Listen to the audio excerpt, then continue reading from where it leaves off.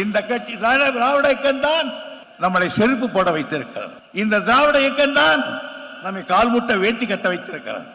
இந்த திராவிட இயக்கம் தான் கோயிலுக்குள் நுழ வைத்திருக்கிறது.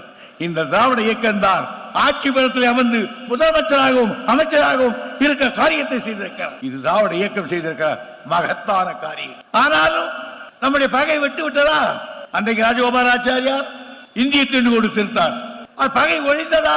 இல்லையே. இப்பொழுது மீண்டும் இந்திய திணிப்போம், இருவர் கொள்கை எடுத்துவிடுங்கள் என்று கேட்கிறார்கள். அதே போராட்டத்தை மீண்டும் ஆரம்பிக்க வேண்டிய நிலைக்கு நாம் வந்திருக்கிறோம்.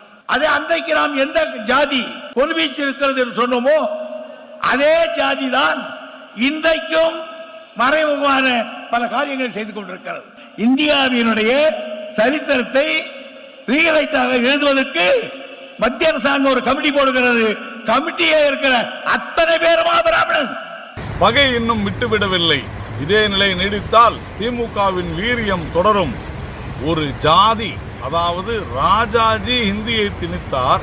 அந்த ஜாதி இன்றைக்கும் அதே காரியங்களை மறைமுகமாக செய்து கொண்டிருக்கிறது என்றெல்லாம் சொல்லி பிராமணர்கள் மீதான, பிராமண ஜாதியின் மீதான தனது துவேஷத்தை நேற்று திமுகவினுடைய பவள விழாவிலே துரைமுருகன் அவர்கள் வெளிப்படுத்தி திமுகவினரை பிராமணர்களுக்கு எதிராக தூண்டிவிடும் ஒரு வேலையை பார்த்திருக்கிறார்.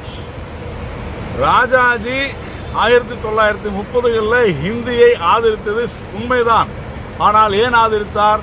அன்று ஆங்கிலேயர்கள் நம்முடைய மொழிகளை மொத்தமாக ஒழித்துவிட்டு ஆங்கிலத்தை இங்கே கொண்டு வரக்கூடிய சூழ்நிலையில் ஒருமைப்பாட்டிற்காக சொன்னார். ஆனால் அதே ராஜாஜி 1960களில் நடந்த ஹிந்தி போராட்டத்தின் போது ஹிந்தி திணிப்பை கடுமையாக எதிர்த்தார் என்பது உங்களுக்கு தெரியுமா? சரித்திரத்தை மாற்றி எழுதுவது யார்? நீங்கள் துரைமுருகன் அவர்களே. ராஜாஜி ஹிந்தி திணிப்பை கடுமையாக எதிர்த்தது எப்பொழுதென்றால் சுதந்திரத்துக்கு பின்னால்.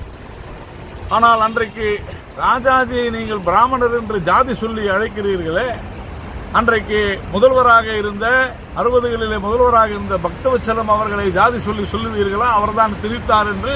இந்த ஜாதி தான் ஹிந்தியை திணித்தது என்று கூற முடியுமா?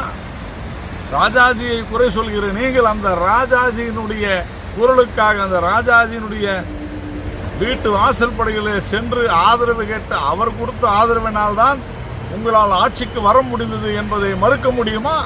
மறைக்க முடியுமா? ராஜாஜியின் தயவினால் தான் திமுக ஆட்சிக்கு வந்தது என்பதை மறந்து விடாதீர்கள். இன்றைக்கு உங்களால் பவள விழா மேடையிலே உட்கார்ந்து நின்று கொண்டு பேச முடிகிறது என்று சொன்னால் அதற்கு காரணம் ராஜாஜி உங்களுக்கு அளித்த அந்த தானம்.